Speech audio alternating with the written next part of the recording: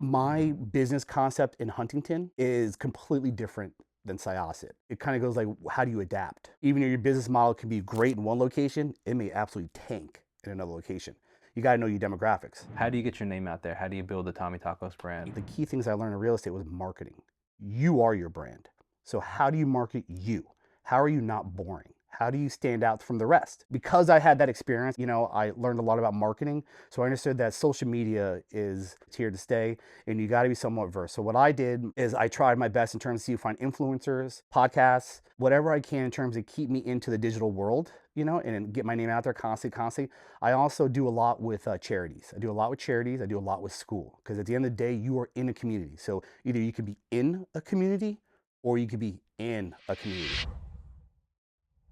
Welcome back to New York's Business Podcast. My name is Jacob Restituto. I'm the owner and host of Restituto Media, a full-service photo and video company here based on Long Island. And today I'm with Tom Stein, the owner of Tommy Tacos, based in Huntington and Syosset. Looking forward to hearing this conversation and hearing your story. And I know that you just opened up the Syosset location, so I know that you're a very busy guy. So I appreciate you taking time to come on the channel and hear your story. So thank you, and I'm looking forward to hearing it. So for people that aren't super familiar with you and your story, can you give a little backstory on the restaurant, on you, and just introduce yourself? So yeah, I mean, I've been in business about 31 years. I started when I was 13 years old. My father was in the hotel industry for many years.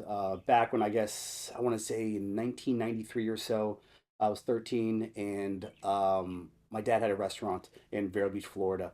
And I go to him, I go, listen, I wanna start working, Dad. I want to start making my own money. It's important to me. He goes, all right, fine, no problem. He goes, you're gonna start as a dishwasher. You're not gonna get any special treatment from me all whatsoever, and you're gonna work your way up. That's the way you're gonna do. And sure, he beat the crap out of me. I'm not lying to you. So I started at 13, and it kind of moved my way up in the ranks a little bit when I started, 14, 15, started doing different varied roles in the restaurant business. And I would say probably around 17, my father fired me. My father fired me. But he didn't really fire me. He kind of traded me. All right. It was a really high end restaurant. It was a fine dining restaurant right down the road called the Black Pearl Brasserie. Super upscale. It was the hottest restaurant in Vero Beach at the time. And my dad knew the owners very well. So he's like, listen, he goes, it's time for you to grow. So he kind of fired me and traded me. So I was like, what is going on here? I go down to this place called Black Pearl Brasserie, and it's something out of Gordon Ramsay. So there was two chefs there. The owner was a guy named Ian Greenwood, and his sous chef was, or chef cuisine was a guy named Bruce Turner. And these guys were straight like Gordon Ramsay, F this, that, whatever, and it was crazy. But it was my stepping stone of fine dining, and it really taught me in terms of what hospitality and fine dining is. So I was with them for about 3 years, 2, 3 years, whatever. And I was very fortunate enough to be invited to be a sous chef in a place called the Beacon Restaurant out in Sag Harbor in the Hamptons. And at 19 years old, I was like, this is awesome. I'm going to go to New York for 4 months in Hamptons. So I did it. I flew out to Sag Harbor, worked there for about 4 or 5 months. And then I really started enjoying that a lot, like a lot. I actually started for the next 4 years or so. While going to school, I would do 4 months in the Hamptons and 8 months in Florida and go back and forth a little bit. And I really got to know a lot of great people. That's when I really kind of like took on hospitality and really got to meet some of the best people in the business and stuff. So I really did a good job there and really kind of shined a little bit out there. Opened a few restaurants within the Beacon. The Beacon, the other restaurant they had was the Red Bar, which is a very famous restaurant in Southampton. I didn't work there, but I did open up another place called Fresno, which they had out in East Hampton, which was really cool. Helped them open up there, and then they opened up a place called Little Red, which is a Red Bar's sister restaurant in Southampton, and I worked over there as well. And I also worked for Bobby Vance for many years as well. Did that for years while going to school. And eventually I got invited to open up a place called the Arlington Club, which is in the Upper East Side. It was Tal's first ever steakhouse. So it was up in the Upper East Side, and they invited me out there to, help open it up, and it was pretty cool. And that was my first time like in the city at a restaurant in terms of this kind of like magnitude, and just what I've seen and what I learned there just blew my expectations out of the water. My experience, they really taught me. I knew what fine dining in that experience was, but going to Tao, it was a whole different ballgame because it's all about experience. If you ever been to a Tao restaurant, you walk in, it's wow the entire time. And to have that, that's the reason why they're busy. It's why they're the highest grossing restaurants in the world. But yeah, that was my start. So based on what you just mentioned, but also based on the conversation we had prior to filming, you mentioned that you really got your footing in fine dining. Yeah. I'm curious what the transition from fine dining to tacos. Good question. So I grew up in South Florida. So my when I first got really, I guess, introduced to food was, Spanish cuisine. So I'll never forget this. My first restaurant my father took me to when I was in Miami that I remember is a place called Don Pepe's, a really cool Puerto Rican restaurant where it had some great, just great, just the beans and the rice and just the great flavors that it had. Just simple, but just everything coming together was just so awesome. The stews, and I just remember my father would take me there weekly almost to go to this place, and I loved it so much. I've always loved, Spanish and Latin cuisine. Um, Going into fine dining, that kind of stuff, still had love of the simpler foods and stuff. I like fine dining in terms of the hospitality of it. That's what I really enjoyed about fine dining, just to really giving the customer experience and that kind of stuff. When I wanted to open up my own restaurant, my wife's like, "Well, what do you want to do? Like, what cuisine do you want to do?" I'm like, "I don't know, man. I love tacos. I love tacos. I love that Latin cuisine. I love that I can do something different with it every single time.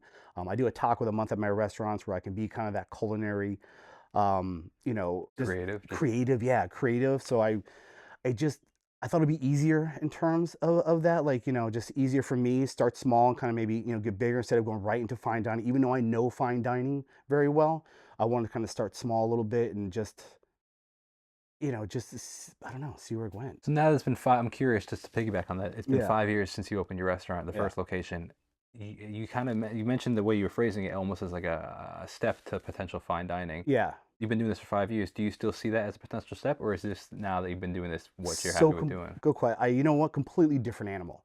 So I'm used to fine dining. I open fast casual, which is not fine dining, but I still want to bring that fine dining hospitality into that. And it's hard. That was probably one of my challenges in terms of opening up a Mexican restaurant fast casual because I'm so used to fine dining.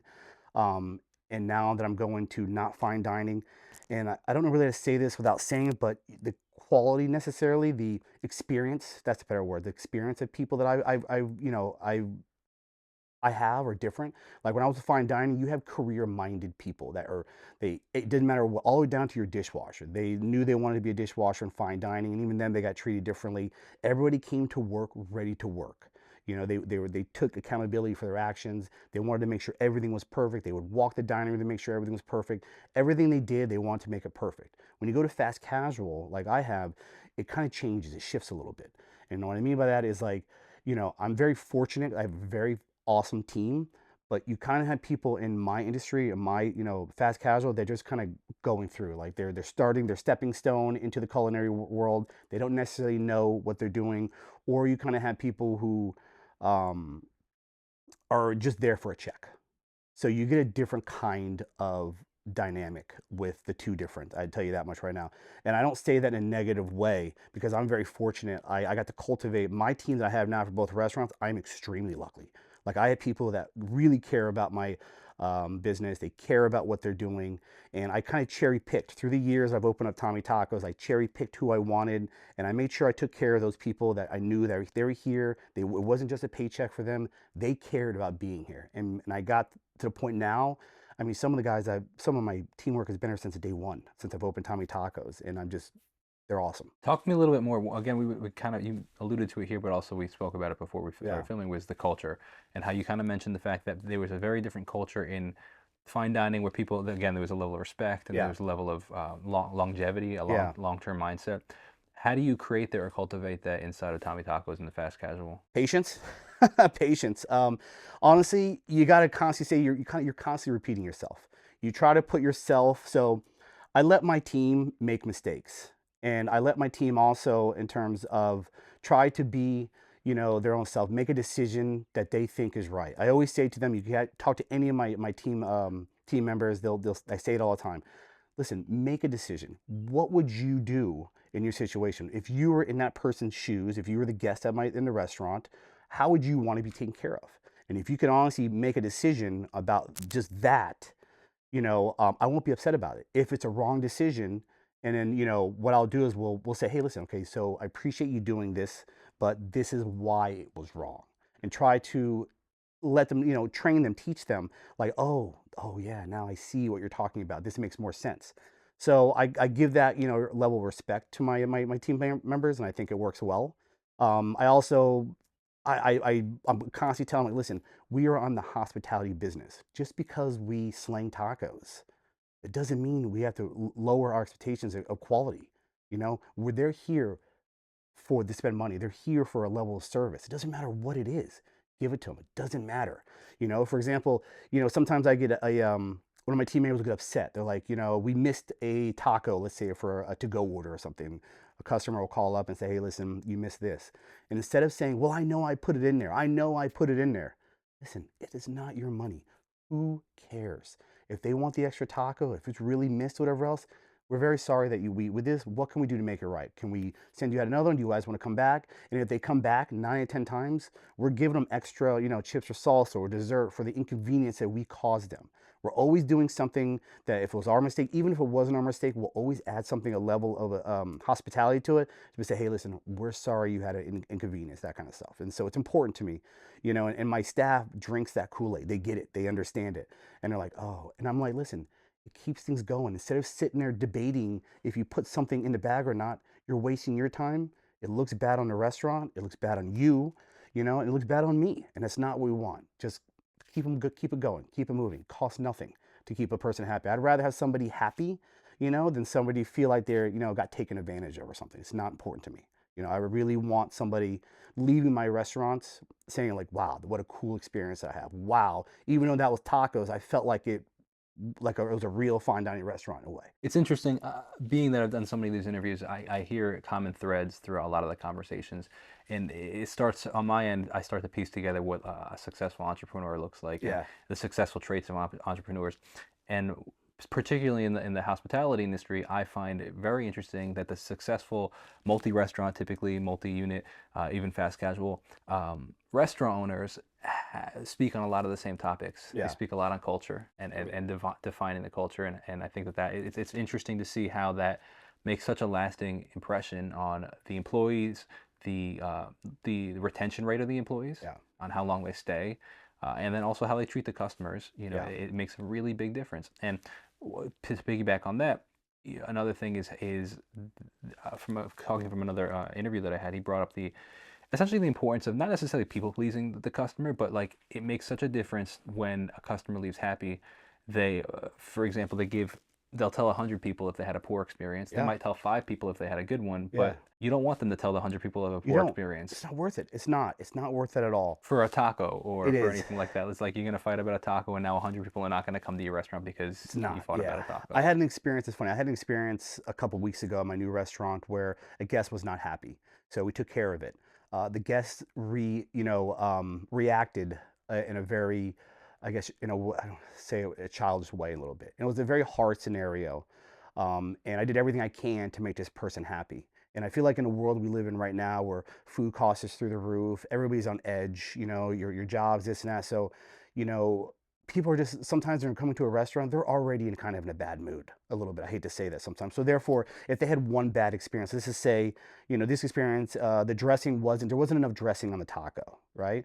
So, okay, we'll take care of it, no problem, no big deal. But it was a dressing of the taco, but she created this crazy scenario in her head and it blew it out of proportion. And it didn't matter what I did. I took it off the bill. I tried to compensate stuff. I tried to do stuff, but it just wasn't enough. And it comes to a point where you're like, I've done everything I can to make you happy.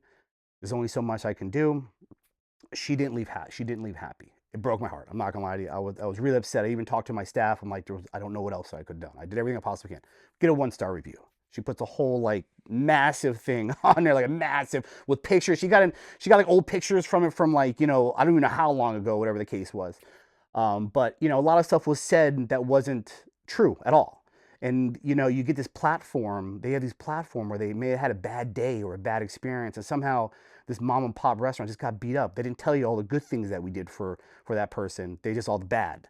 And it's just like you look at yourself, you're like, these are one of the scenarios. It doesn't matter how good you would have given it, it wasn't enough. Yeah. And I try to tell my staff, like I actually did as a learning lesson. I read the next day. I read that article, the 1-star review. I showed the pictures to my staff, and I told my staff like how to react. I go, this is a perfect scenario of like you're not gonna win them all. All right, you can only do the best you can. If I was a real jerk about things or a real jerk about stuff, fine. I deserve that 1-star review, hands down.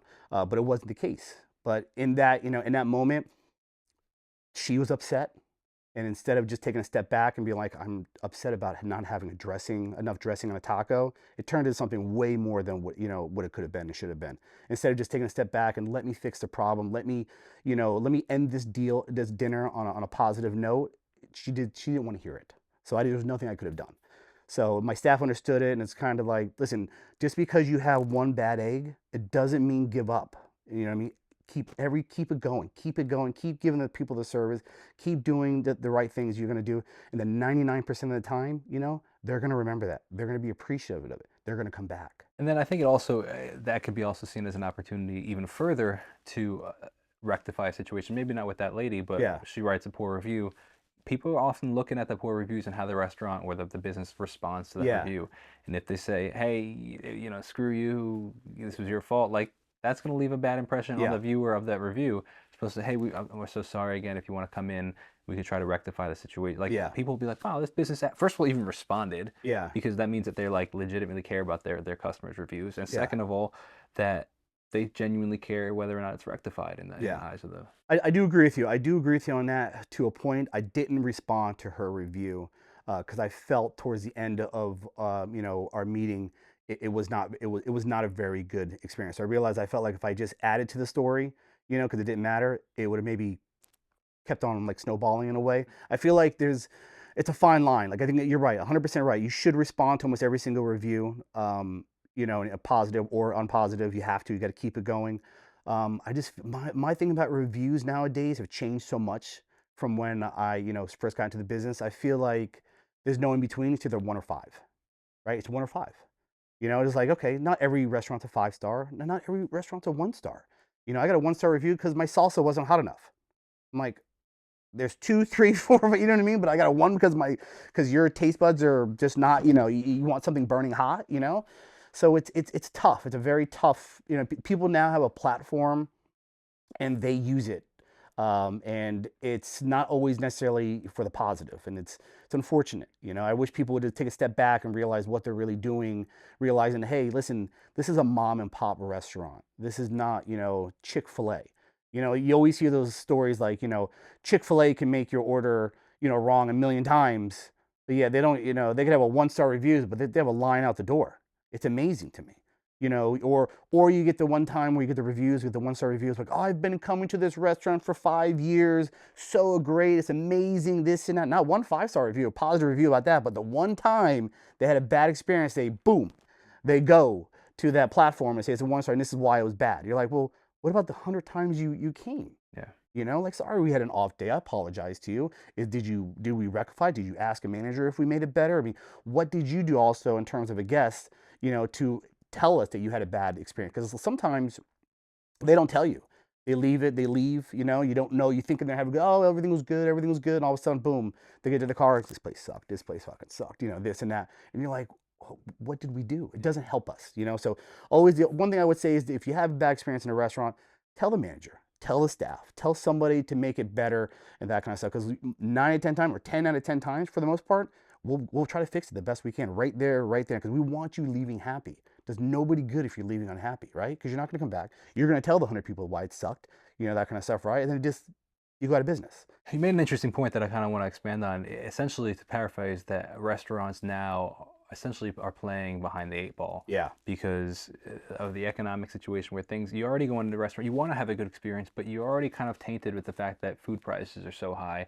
Bro. So while you still want to have a good time, you're also like, oh, salty, like, oh, really, like, whatever the case, this much for a taco, this much for a drink. Like, look, I'm a big whiskey fan, I'm a big bourbon fan, but I typically don't like refuse to drink when I go out because I'm like, I'm Yeah. not paying $18 for, and I want to support the restaurants, but it's in my thing. I can't Crazy. justify in It's my head crazy. when the bottle's $40 and I'm paying $18 for the drink. And look, again, I want to support restaurants. It's just my own funny head. But Yeah. you're right, though. Like when I go to a restaurant, I guess I'm bringing this up because I'm related to that. It's like, wow, you're right. I'm already a little salty going in, and now the restaurant, as an owner, you're playing behind the eight ball because Yeah. now you have to go above and beyond because the customer is slightly already dissatisfied because of the state of the economy at the moment. Yeah, you're absolutely 100% right. You're right. People are on edge more than ever right now. Everything is expensive. Inflation is through the roof right now. It's my biggest challenge right now as a business owner, hands down. I mean, chicken, for example. Chicken, when I first opened up Tommy Tacos, was 70 cents a pound. It's $3.20 a pound. And to give you reference of $3.27 a pound, that was steak prices. These are steak prices, but not anymore. Steak prices now. I mean, I pay 3.20 for steak, and now my steak or for chicken, and now I spend almost $9 for steak a pound. Are you serious? Dead serious. So people understand in terms when you see like, oh, your food is expensive, at $6 a taco. I get it. I understand. Trust me. I don't want to spend. I don't want to charge you $6. I do not. I want you to come back to my restaurant a couple of times a week to spend, to feed your family. But here's what the problem is: insurance has gone up. My insurance has gone up almost $6,000 this past year, just for no reason. I haven't got any claims, but it just went up. Chicken's through the roof. Everything, steak is through the roof. Everything is through the roof right now, and it's not coming down. And it's a big problem. It really, truly is. So not only that, you have the guest, you're right, coming in, they're seeing the prices, they're like, fuck, kind of deal, like, damn, and then on top of that, the prices. Then on top of that, let's say you had your taco or your whatever you ordered, if it was just off, you're even more upset about that because you spent the extra money on this product. It didn't come out to your or didn't meet your expectations, and then you have to pay for that. You kind of walk away like, now I'm mad, right? And it's hard. You're supposed to be coming to a restaurant, having a good time, enjoying, the atmosphere, enjoying what the hospitality is about. You're at the end of the day, you're sitting down and you're having a nice meal for the most part. You shouldn't come in salty and upset, but it's not the case. It's hard. Everything is so expensive. And you're right, it goes back to your $18. It's not so much about the $18, which is upset about. It's that I'm trying to spend, I'm trying to make up cost here where it's costing me money here. And that is the trick, right? And it's not really a trick. It's hard. Like I do every Tuesday. I do Taco Tuesday I do $3 tacos, $3.50 for steak and seafood. And I do $5 margaritas, right? All day. Cheap, right? Pretty sweet deal, Pretty actually. good I deal, was gonna right? say when you said Taco Tuesday, I was gonna joke when I like back years ago when I first started going out, like I was 16, 17, 18 years old. I remember $2 Taco Yeah. Tuesday. Now Taco Tuesday is like a $10 taco goes to $6, but $3 ain't bad, man. No, man. And you know what? And I do for both my locations, Syosset and Huntington, it's $3. And a couple weeks ago when my very first day I opened up on a Taco Tuesday in Syosset, right? So I opened it up, and I'll never forget my POS system. The company put my personal cell phone number on the receipts. I did not know this. Hysterical. I didn't know it. No clue. I get a weird number coming in the middle of service, so I answer it, and they're like, "Well," so this lady starts going off, and I'm just like, "Whoa, whoa, whoa, whoa! Like, how'd you get this number?" She's like, "It's on the receipt." I go, "My number is on the receipt." And she's like, "Yeah." And I'm like, "I'm the owner." Like, she goes, "Well, you're the person I want to talk to."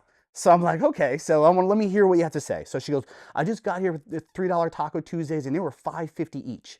And I go, "Well, what'd you put on them? What'd you do?" She goes, "It's false advertising or marketing and stuff like that." I'm like, "Well, what did you add stuff to your taco? Because it is $3 tacos and $3.50 for steak and seafood, you know?" And she goes, "Well, yeah, I put guacamole and cheese and sour." I go, "All right, man, it's not unlimited toppings for $3. You think I make money on $3 tacos with the food? I don't make any money. Literally, I do Taco Tuesday as a fun gesture in the beginning of a week for a guest, right? And rather kind of really get an influx of money in the beginning of the week for a restaurant. Most restaurants are struggling as is, so I'm trying to get something in the beginning instead of waiting until the end of the weekend to kind of your Friday and Saturday night sales, right? That's why I do what I do. And then she goes, and she didn't understand that concept. I'm like, "But you can go to Taco Bell and spend $3.79 for a crunchy taco with fake meat, but they're going to charge you for the extra cheese and the extra sour cream. They'll charge you. It's okay for them."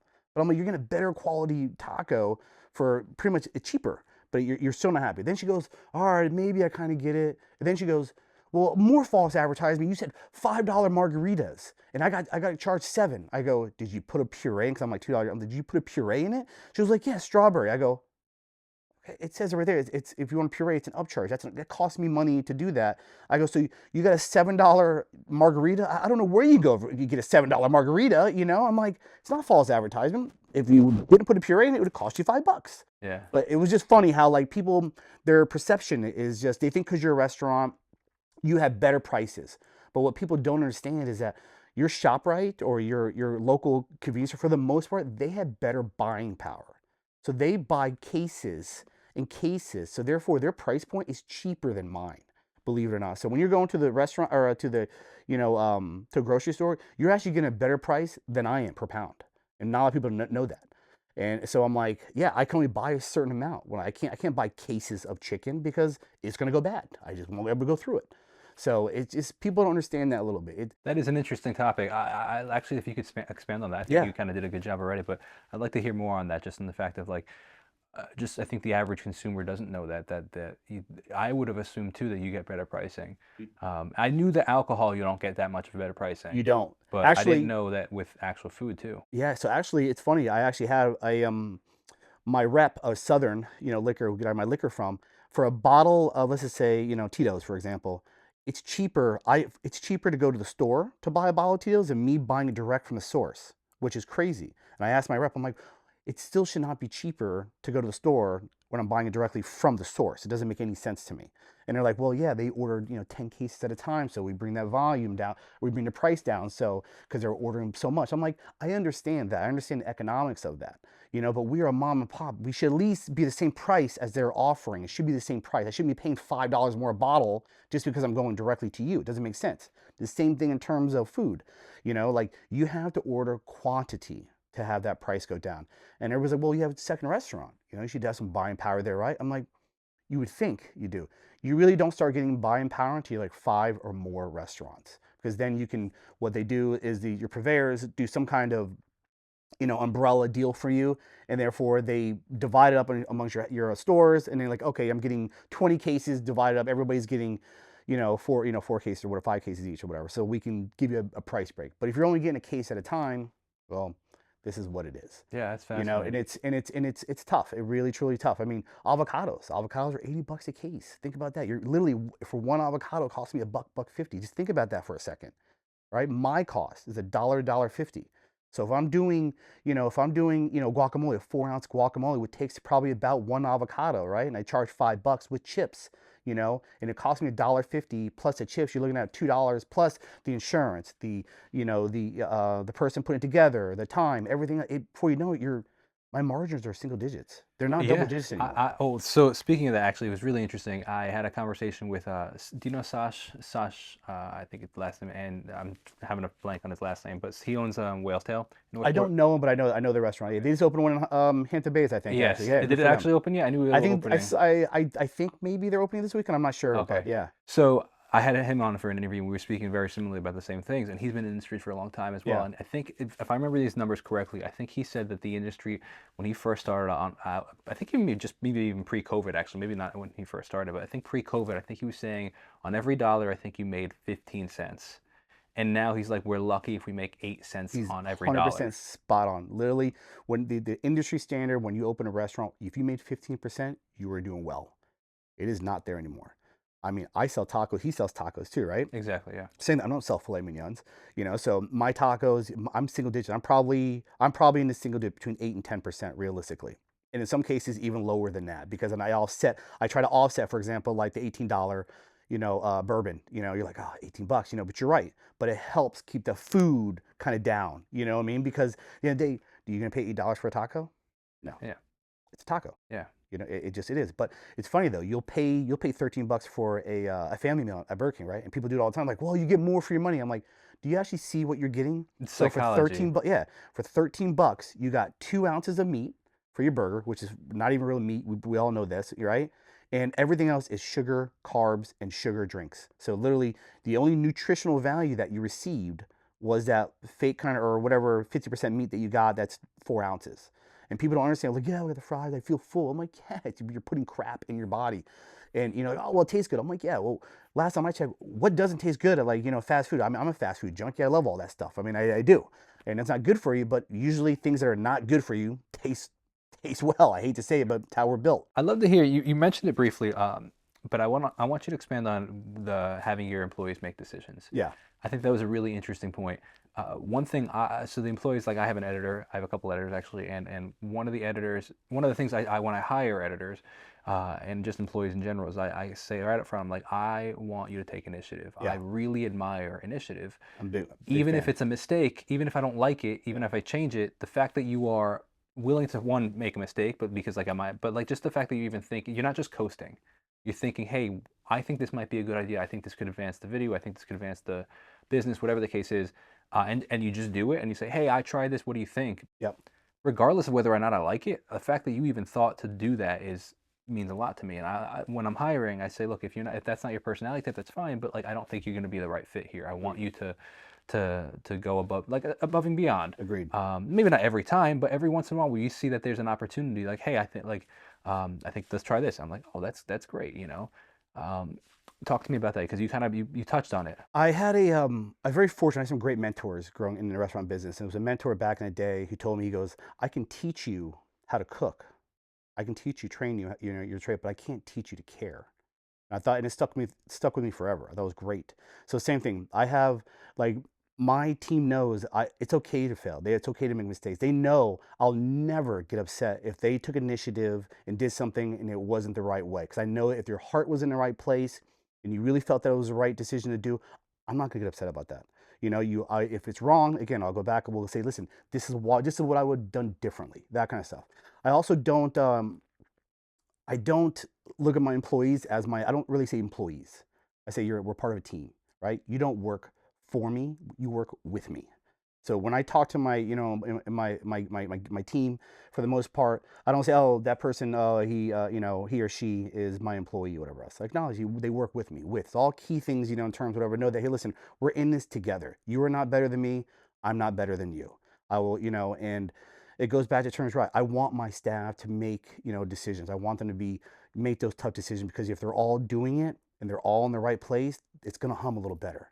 It's going to be a little better, because they'll go to their next person. Hey, what would you do here differently? What would you done? What do you think about this? If you're constantly like, oh, let's call Tom and see what the decision is.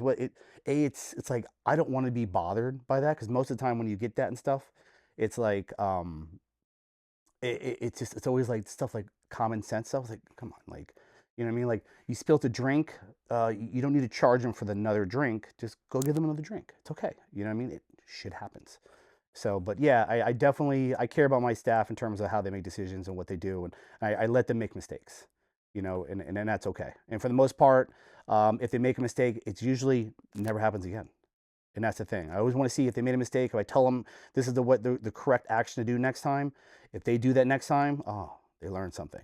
And then they're all of a sudden those mistakes become less and less and less. And then they start finally realizing what the goal is. And then there's all of a sudden their mindset's a little different in terms of how they're looking at, decisions. Like, oh, yes, I could have done this, but this is the better corner. You know what I mean? Like, so, and it's gotten better. And like I said, like, I'm very fortunate with my staff right now. They all drink my Kool-Aid, which is great. I love it. They're great, and for them, they all they do they hold each other accountable. One of my things too is when I hire a new employee or a new team member coming in, I let my staff. I don't. I and from a distance will watch and see, because I there's certain attributes that I want to see in terms of what I'm looking for. But I also want to see how my staff interacts. I don't want to, if my staff is not a fan of that person, they don't, kind of meld well, and it's like, oh, this, that, or whatever. I will talk to them, say, okay, listen, it was maybe a rough day. It's their first time they're here. They're training a little bit. Maybe they're a little taken back. They're a little nervous, a little uptight. Give them another shot. Let's give them another shot. And I'll give them a couple more shots. And if they still come back to me like, Tom, I don't think it's a perfect fit for the family. They don't do the work, or they're not taking initiative. They're kind of whatever. I give them that, that right. Say, okay, we'll find some. We'll keep looking. That's what I do. And because of that, I don't let them run the restaurant, if that makes any sense, in a way. But I let them give enough freedom to like, hey, listen, you have a say. And I think if you can give your teams, when they feel like they're part of something and have a say for a business, they feel like it's their own business in a way. They work a little harder. They care a little more, and it's worked for me. So I want to touch on starting the business, and then also now mainly because you're starting this new location. What do you do when you're starting either a new business, whether the Huntington one when you started 5 years ago, or the Syosset one which you just opened up? How do you get your name out there? How do you build the Tommy Tacos brand? so back in 2014, I was fortunate. I did some real estate, New York City real estate for a little bit. I took a step back. I still was working for Tao, which is in the city, which blew me away in terms of hospitality. That talk about a company that really knows hospitality and what they do. So I learned a lot from them. But I also did real estate. In real estate, what I learned, the key things I learned in real estate was marketing. You are your brand. So how do you market you? How are you not boring? How do you stand out from the rest? I hate to say it because, there's 30,000 real estate agents in New York City, right? Well, what makes you different than the next person? That kind of stuff. So, because I had that experience, I learned a lot about marketing. So I understood that social media is, that's the trend. There's no way around it. You may like it or don't like it, but it is here. It's here to stay, and you got to be somewhat versed. So what I did is I tried my best in terms of see you find influencers, influencers, podcasts, whatever I can in terms of keep me into the digital world, and get my name out there constantly, constantly. I also do a lot with charities. I do a lot with charities. I do a lot with school because at the end of the day, you are in a community. So either you can be in a community or you could be in a community. So, and what I do is I try to inundate myself with like-minded people, other, restaurant owners, other, people in the community that kind of help each other a little bit, right? So when I did Tommy Tacos in the first one, it was hard because it was right in the middle of the pandemic, right? So I literally had to open up and it was a lot of trial and error. It was a lot of trial and error. It took me a little while to kind of get my steam going. With the new location, Syosset, I had already a bulk of people that I already knew, so I kind of and they all loved what we did, so they were happy to come and like, oh, let's go, start checking out Tommy Tacos, that kind of stuff. News 12 did a really cool article from me, and they were excited. They were watching me through the way. So because we did some really good things at Huntington location, it was a little easier in terms of building a brand in Syosset a little bit. So but it was different. My business concept in Huntington is completely different than Syosset. And it's kind of like, it kind of goes like, how do you adapt, right? Like, even if your business model can be great in one location, it may absolutely tank in another location. You got to know your demographics. So when I open up Syosset, everybody's like, listen, be careful. Syosset, they are great people, so, but they're a little higher maintenance, and I don't really say it without saying negative. And I don't mean negative. I'm not being negative. I like Syosset. But they want to be weighted. So for when we opened up Tommy Tacos, in Huntington, we're same thing. We are fast casual. You go to the counter, you order your food, and we'll bring it to you, and that's good. They loved it. Great, works great. Syosset is not so much. They go in, we try to do that the first couple of weeks, and they're like, so there's no service? You know what I mean? We got to order here and then we got to go there. They're like, they just didn't like it. So I'm like, all right, I got to either fix this or we're not going to make it. So we did. Within 2 weeks, I completely adjusted. And we got handhelds. We are 100% a full service restaurant now. We literally have, I have waiters and waitresses over in that location, but I don't in my hunting location. And it's gone so much smoother. People are loving it more. It's what they're looking for, and it kind of goes to be like, you got to adapt in your environment. You got to, I think I might be veering off your question, but you got to kind of adapt a little bit to your environment, because if you don't, if it's my way or the highway, you're gonna have a rude awakening for sure. It's perfect to actually transition. I wanted to ask about your demographic Yeah, because you're doing Latin food or Spanish food, Latin food. yeah, Sayas is a very different demographic, but yeah. in Huntington has a high Latin population. So I'm curious if that authentic Latin population is translating to your restaurant, or are you getting a different demographic? Like I do. who's typically coming? I do. For the most part, I do. I get a lot of the Latin, culture into my restaurants, which to me, that's like the biggest compliment of all. Like, okay, so I'm hitting something that they really enjoy. So I'm obviously doing something a little more authentic. Are we authentic tacos? I mean, not really, street tacos. I mean, I, I source my food. So we make everything fresh every day. We don't have walk-ins. My Syasa does, but if you go to my walk-in, it's bare.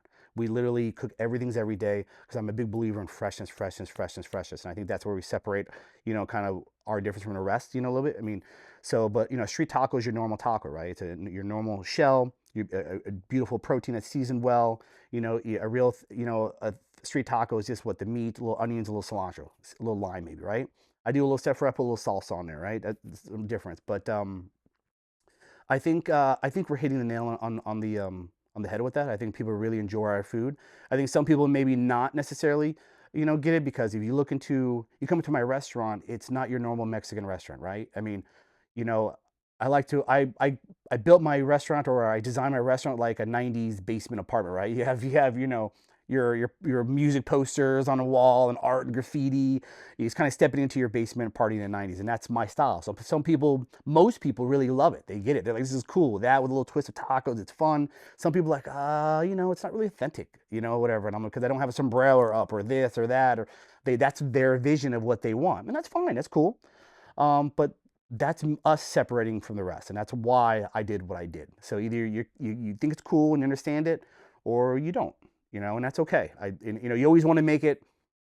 You always want to, like, I guess, appeal to the masses, right? That's what you want to do, and I hope I do for the most part. But sometimes you're not going to win them every time. I like what you said, picking back on the pivoting for the location. Yeah, Speaking to other business owners, I had a business owner that was in one location, and he was saying it was going really well. They opened up in a second location, and the culture was completely different. I don't even know if it was 5 miles. It's not even like, Huntington Syosset, it's like a decent yes, it's drive. actually 5 miles to Oh, the is it? T. Yeah, Okay, it's so really like yeah. 4.9, really. Okay, Yeah, something exactly. crazy. So, Yeah, yeah. so it might have even been less because it was a very close location, like probably like within 12 minutes or something like that. Yeah, But the two towns were completely different same here. cultures, Completely different. and one was seeing. I guess I don't know how to essentially like embracing a little bit more of the new culture, new trying new food, Yeah, trying new things, a little bit more experimental. The new location, second location, was significantly more traditional, and all the things that they were trying in the other location wasn't working, and they had a little bit of trouble because, like, this is the style of the restaurant. We like yeah, trying new things. We like yeah. doing all this stuff, but you guys kind of just want your typical, it was a pizzeria. You just want your regular pizza and stuff, and they struggled with that. But then they pivoted and they made it work. But it was very interesting to hear him talk about just the culture difference, and if you don't adapt to it, your restaurant's not going to work. Yeah, you have to adapt. Well, I thought my business model would do great in Syosset, and I knew very quickly that it was not. But I'm also a guy that takes a step back and kind of sees it from a bird's eye point of view, and you have to be open to change. And I get it, especially in my business. You get a lot of people that have been in business a long time, and they are just stuck in the old mindset of the culinary world, and they refuse to get out of it. But the problem is that everything around them is changing, and including, how they're getting food, how they're eating food, what's important to them in food, what's important to them in service. All that stuff is super important. Everything now is through the phone. They want things now, right now. Everything's right now, right now. And if you can't adapt to it, you're gonna struggle. You're gonna struggle the entire time. You're not gonna, and I didn't. I knew I had to be bigger than myself, if that makes any sense. Do you do delivery service? So I do DoorDash and I do Uber Eats. I used to do Grubhub. I don't do them anymore. But yeah, we do. We do. We have now. I make everything so easy. I mean, you can literally call any one of my locations and you can text your order in. I'm so friendly in my restaurants that I think it's important. Like, literally, you can press one when you call my restaurant, and boom, you get a link to your phone, and there you can literally say, I want a blackened, fish taco, know this, know that, whatever else, and boom, it shoots into an invoice. It repeats it back to you, make sure everything's good, and then once it's confirmed, boom, shoots right to my kitchen instantly. Tells you, hey, you're ready in 15 minutes. Or you can do it online. You press three, you go right to the link of my website, and you go over from there, or you can, call and talk to somebody and do it like that. What's the service you use for that? So it's a place called it's called Reachify. Really cool phone system and stuff. So the new feature, the texting, is new. It's only about a couple months new. They offer it anyways. But yeah, I do that. Reachify. Reachify, really cool. Separate than your POS. Separate. So Square I use for my POS. You have to have a good POS system. You have to have a POS. There's a lot of POS systems out there for sure, but you need to have a POS that's really into the ages. Like, really, it's constantly changing, constantly evolving, constantly has the ability to do integrations. I mean, integrations are super important. You ever go to a restaurant and you have like a POS system and you have like there's 15 tablets behind you, you're like, you know what I mean? It's crazy. So my integration, I didn't want that. I wanted everything to be seamless because in I want everything to be seen just quick, quick, quick, quick. I can't have somebody looking at a million screens. So everything has been integrated to my POS. It makes it a lot easier. Can you expand on that? Integrated in what sense? What does that mean? So, for example, Uber Eats. We'll go to Uber Eats. Uber Eats, how obviously when you have a restaurant or whenever, hey, listen, we want to do Uber Eats. They're like, okay, good. Do you have a POS system? Yeah, we do. Oh, does it integrate with, Square? We use Square. And they'll be like, oh, no, it doesn't. Okay, we'll send you a tablet. And the tablet comes out there, and then you do everything with a tablet. So that means now you have a tablet where you have to, like, do all your work on, and then you have to somehow transfer that to the POS system. So you're taking steps away from it, or you have to accept it, hit a button instead of automatically. And now I eliminate the tablets altogether. Everything goes into one system. It automatically prints at the back of the kitchen.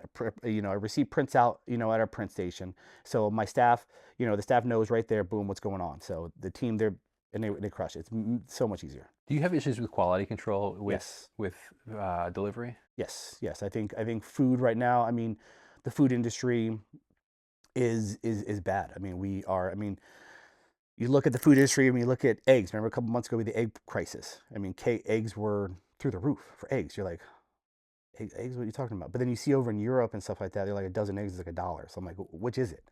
You know, it's like anything. People are injecting a lot of stuff in terms of their chickens. You know, I mean, everything is just getting. They need more, more, and more, and faster, faster, faster. Right? We're going through food consumption like crazy. Right? I think it's astronomical what we're doing.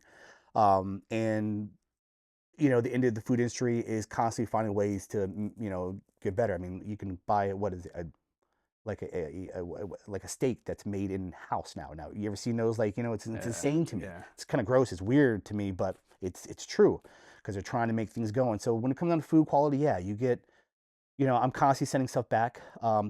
I send stuff back. I'll get a case of cilantro and half of it could be wilted or bad. I'll send it back. Or I'll get a case of chicken in, and you could tell by looking at it that it's just off color. We'll send it back.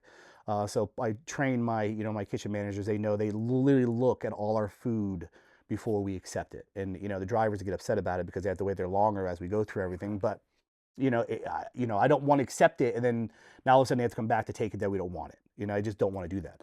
And we take quality very, very seriously. And the people who know me in the business, and know it in the back is that I literally source my stuff. It's important to me, and that comes to the fine dining. Like I look at the tortilla. When I first opened up Tommy Tacos, it was important to me to have a very good corn tortilla. I originally wanted to make my own. Like, oh, you should make your own. I'm like, yeah, I could. But do you know the process it is in the back? I know it's simple ingredients, but I need a Hobart back there, which is a big old mixer that takes up space. Then I need a place to store it. Then I need some masa, this and that. So there's a big section of your kitchen that you need that you've now dedicated just for your corn shell, which is, don't get me wrong, comes out fantastic most of the time. Right? It's great. So I'm like, what can I do about get a taco instead of your taco, your corn taco you get from the shelf, right? That kind of stuff. So it took me months to find a really good tortilla. So I found this place called La Milpa out of Westchester, and they are like your mom and pop little place. And it's 100% nixtamal. If you're not familiar with nixtamal, so how they make their corn tortillas, they in lime water and lime, and they really make it out. It's pretty impressive, and you get a little thicker shell like a real homemade corn tortilla. And to give you an idea and quality difference, first it's 100% organic, but also it only lasts about 5 to 6 days. Stuff you get on a shelf lasts 5 to 6 months. It gives you an idea in terms of like quality. I'm impressed with the organic aspect of it because so I'm super into this stuff. Like Yeah, I yeah, actually manage a small farm on the island, so I'm super into the whole food industry it's stuff with cool. that. But the organic's pretty interesting because corn being one of the most GMO'd things in Yeah, America, that it also makes it more expensive it and adds does. to the price line. It does. I'm curious, do you promote the fact that it's organic corn? So I don't actually. I don't. I just say it's 100% next to mall. I probably should. It's I probably a think that good that would be a thing. really, really look. I'm a, I like to go out, but one of the things that I hesitate about going out is the ingredient quality Yeah, of a lot of places, yeah, and just because oftentimes not just because like a mental thing is like I would leave restaurants not feeling great, and I'd be yeah. like, oh, it's just I want to go out, I want the experience, but I know that I'm not going to feel good. Knowing that certain restaurants cater towards more of that, I think Yeah, would open up a huge demographic for it's you. interesting. It's funny. So a buddy of my neighbor is a UFC fighter. His name is Matt Fribola, Steamroller. Awesome guy. His family, great people. I know the family. Yeah, wonderful. He would come into my restaurant and he'd have some food and he'd be like, Tommy, every time I leave, I never feel like gross.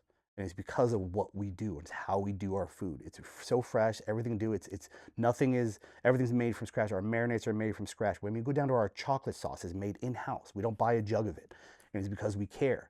And he's like, yeah, I never feel gross. And this guy puts, he's a machine, right? I mean, the guy Yeah. puts, nothing but the best things in his body because that's what what he needs to do. So for me to hear that was really like, it was a very good compliment. It'd Like, be an okay, we're doing interesting something right. marketing point, though. Yeah, I think a lot of people are looking for that now. yeah, And I think even if it's just subconsciously, we're like, oh wow, they actually care. So like they must care about other things too. It's yeah. just a little thing that I think can make it a really interesting difference. It's interesting. I definitely gotta look into it. You're right. Yeah, I should definitely promote that a little more. Yeah. But yeah, it's a cool tortilla. It's like a sandwich, right? When you have Yeah. a sandwich, right? What's the number one thing in your sandwich? The bread. Yeah. It's Absolutely. important. So what do you see wrapping it up? What do you see next coming for Tommy Tacos? Honestly, I hope for a couple more Tommy tacos. I mean, as much as it's hard business, is really keep it going. I like getting. I like doing it. I enjoy it. I really enjoy the stress of it in a way. I enjoy building something from nothing and to see how it, blooms. It's really cool. So I do it. I mean, to see how my Syosset, for example, how my model didn't necessarily worked there, and how I quickly adapted. I like that. I like to see what I can do and how to challenge myself in terms. So yeah, I would like to open up a few more in different locations and see the demographics, see how they turn. Is it going to go back to full service? Is it going to go to counter to service? Which demographics and which town accepts it and doesn't accept it. I think it's yeah, and maybe a food truck down the road, maybe. I can But see I a feel food like truck. food truck would be cool. But I feel like Long Island's just not food truck friendly, man. It's weird. It's like hit or miss, you Yeah. know. I love to do it, but it's like there's so many regulations. Like you can't park in front of a restaurant within 100 feet or some all kinds of crazy stuff. I'm sure everything on your menu is great. So you can't say, this is gonna be a tough question, but somebody going in for the first time, what would you recommend they Birria, try? our birria. I'll put our birria tacos against anybody. I had people coming from Queens for our birria. Mind you, they have Birria Landy in Queens. It's a really good place. So if you don't know what birria is, so a traditional birria is like lamb and rabbit and all that kinds of, different. Ours not. So we do 100% short rib and a certified Angus beef blend. We marinate it, or not marinate, we stew it for about 8 hours. Literally, it's in our, peppers and our beef stock and everything else. And we do for about 8, 9 hours. It comes off the bone. We put a lot of grease in there. Traditionally, this is just because you need that grease, and the grease starts building up to the top, and it's just red grease. You're like, oh man, it's so greasy, right? But it's really you're frying the tortilla. So we'll dump our corn tortillas in that grease. We'll put on the fry, the flat Grease top is in what, like oil. I should say greased oil. okay. Oil is a better choice. So oil on top, it creates, and so obviously from the bones and stuff we use from the meat, but we use that oil and we Like put the in animal fat oil. kind of yeah. Yeah. So and we'll put our put it in there, dump them in there, put on a flat top so the oil fries up the corn tortillas. We put nice shredded Monterey Jack cheese in there, a little chopped onion, cilantro, and then that shredded Angus beef right there in the short rib. And we fold it up, and then we give you the side of that jus that it was stewing in forever, and you dunk it in there. It's amazing. It's like a Mexican French dip. That's the best way to put it. And I think it's awesome. I've had plenty of birria tacos, so I I love gotta it. try yours. You have to. I I did guarantee not you. know that they were traditionally lamb or rabbit or anything. It is, yeah. So yeah, it's changed so much because of people are just not into it. They like beef. It's actually cheaper. So that's another thing too. Was it a mix of lamb or rabbit? Lamb It or was, rabbit? yeah. I mean, it ran a mix sometimes. For the most part, it was mostly a mix. It was whatever's on a farm in terms of whatever. But that's usually was a lot more influx of lamb with a rabbit or whatever. They would put whatever they can into it. They would stew it up for whatever, and that's what it would come down to. Rabbit is absolutely under slept on meat. Agreed. Agreed. Agreed. 100%. I haven't had it in years, and last time I had it, I thought it was like it's pretty impressive. I agree with you. I do. It's totally slept on. Yeah, But yeah. on that note, it was an absolute It was pleasure. awesome, Thank you man. so much. Thank you for so taking the much. I time. appreciate it. Absolutely. So if you are a business owner or you know any business owners that you think might be a good fit for this podcast, please consider reaching out. Definitely. If you are in the Huntington or Syosset area, definitely consider checking out Tommy Tacos. And thank you so much for taking the time. It was awesome, man. Thank you so much for your time. That was awesome. Absolutely.